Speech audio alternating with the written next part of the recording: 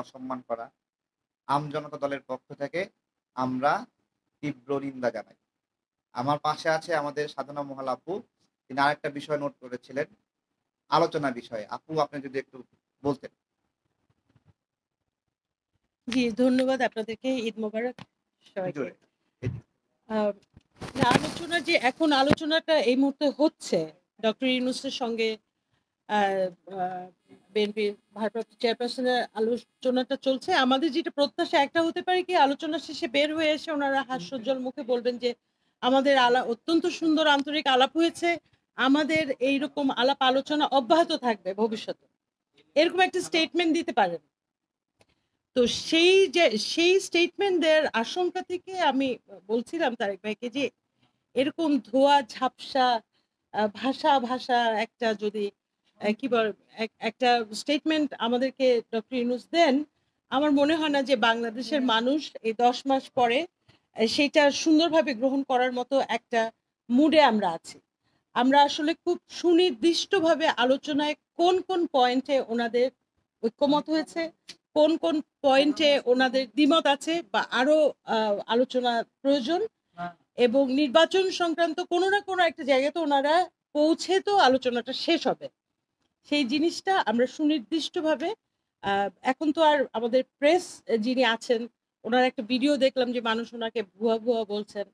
আ যে প্রেস কর্মকর্তা বা সচিব আছেন। হ্যাঁ, আমি এইমাত্রই দেখলাম। তো উনার মুখ থেকে শোনার গ্রহণযোগ্যতাটা আমার মনে হয় আমরা অনেকটাই হারিয়েছি।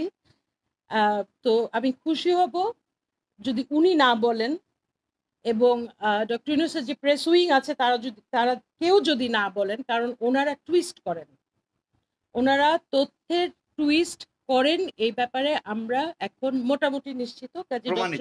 প্রমাণিত, হ্যাঁ। সো এটা জানা শোনার পরেও আমাদের চাহিদা ডক্টর ইউনূস নিজে মুখে হয়েছে আমাদের এগুলো লিক হয়ে গেছে অলরেডি। ফেব্রুয়ারিতে ইলেকশন। আমি আপনাদেরকে বলি, ফেব্রুয়ারিতে ইলেকশন, জানুয়ারিতে ইলেকশন এই কথাগুলো শুধুমাত্র গণমাধ্যমের কাছে, জনগণের কাছে একটা মুখ রোচক করে তোলার জন্য একটা আলোচনা। হ্যাঁ? এইসব মানে বিভিন্ন ইউটিউবাররা, ব্লগাররা তাদের আলোচনাকে মুখরোচক করার জন্য, আকর্ষণীয় করার জন্য তারা এক ধরনের অনুমান দিয়ে দেয়। হ্যাঁ? তারা এই অনুমানটা জানলো কই থেকে? আমি সবাইকে বলব, কোনো অনুমান, গাল গল্পের সময় শেষ, একদম শেষ। এক্সাক্টলি ডক্টর ইউনূস স্যার তো নিয়মিত ভিডিওর সামনে আসেন, তাই না? আসেন তো।